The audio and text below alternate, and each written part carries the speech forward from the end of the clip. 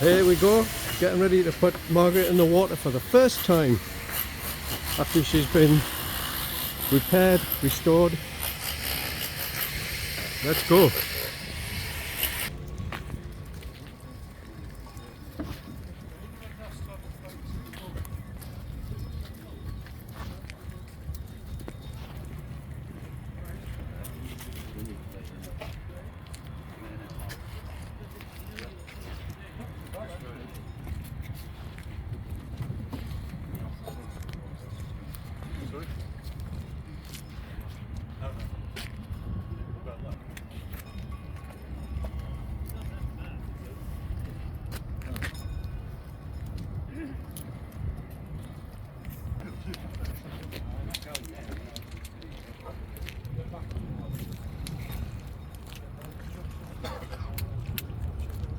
Yeah, let's just get the shots on.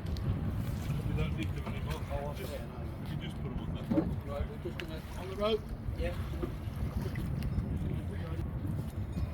Let it go.